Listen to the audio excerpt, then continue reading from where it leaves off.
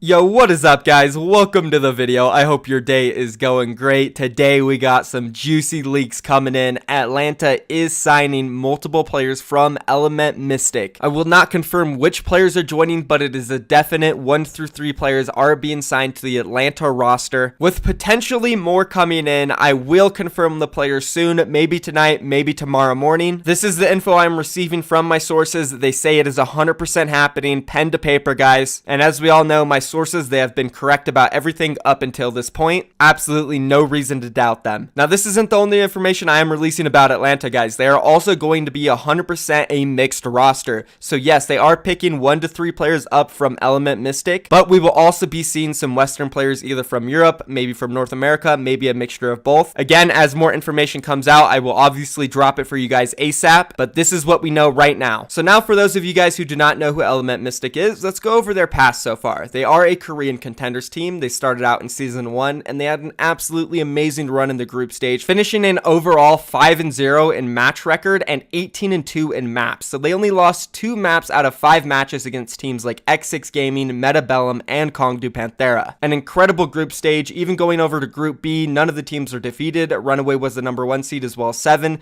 both at 4-1. So going into the overall playoffs, Element Mystic were obviously a clear favorite. And in the first round, they went up against O2 Ardent, who was a decent team. They barely scraped by in Group B, going 2-3. They were the bottom team, the worst seed. And well, O2 Ardent, they did upset Element Mystic in a very close series, 3-2. And that was the end of Element Mystic's season 1 run. It was incredible in the group stage, but they just couldn't bring it to the playoffs. Then moving on into season 2, obviously expectations were a little bit high for Element Mystic to see if they could bounce back and have another great group stage. And well, they did just that. They were placed in Group D with their rival O2 Ardent, who knocked them out last season, MVP Space, GC Busan Wave. Not as tough as their first season's group stage, but they did come out on top with a 4-1 record and a 13-7 map record, which was number 1, only dropping a series to MVP Space. They then moved into the playoffs, and they actually had a really good run this season, beating the last season's champions, X6 Gaming, going all the way to the semifinals and then dropping the series 3-1 to Runaway, who eventually won the tournament. So after having a shaky run in season 1 playoffs, they were able to bounce back and improve going into season 2. This definitely shows the determination and hard work from the team, and they definitely have a talent stacked roster. Let's go ahead and go over it. Starting off with the DPS players, we have Guard and XZ. Then moving on to the off tank, we have Dako, very good off tank. And then for the main tanks, we have Pakbo, who usually gets most of the playtime, but also Alpha, who does come in here and there. Both very good. And then lastly, we have the supports, Jesse and Rappel. And that's pretty much it for Element Mystic. Again, Atlanta has secured some of their players. We will release the names when we know. If you want to learn more about these guys, I would definitely check out some of their contenders matches, especially the one in the playoffs from season 2 against X6 Gaming. It was very close. Both teams performed very well, but Element Mystic, they were clearly the favorites, and they came out on top of that. So go check it out, guys. And now let's move on. So in the last part of this video, I want to take a look at a couple of tweets, one from Huck and then one from ex-Boston Uprising player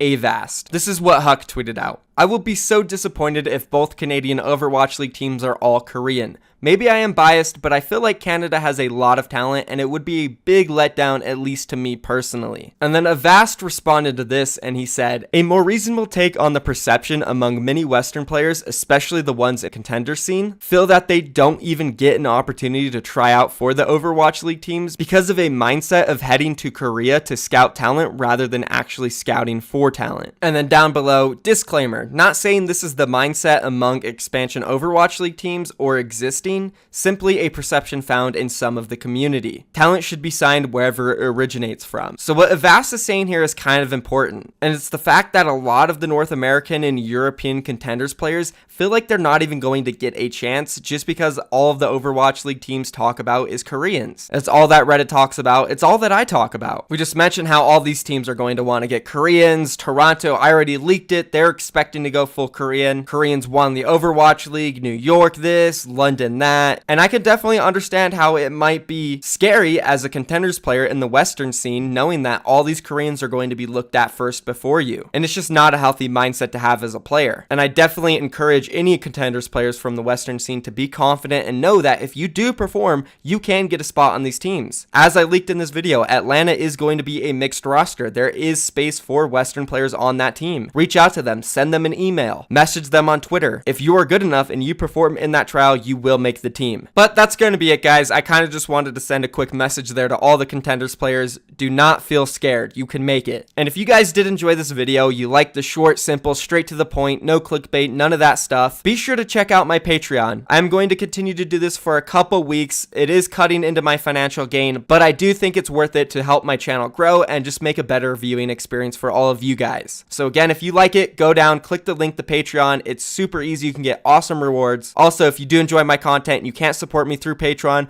be sure, click that red subscription box, drop a like down below, and that's going to be it for me, guys. I am going to make a video later tonight, so stay tuned for that. Peace.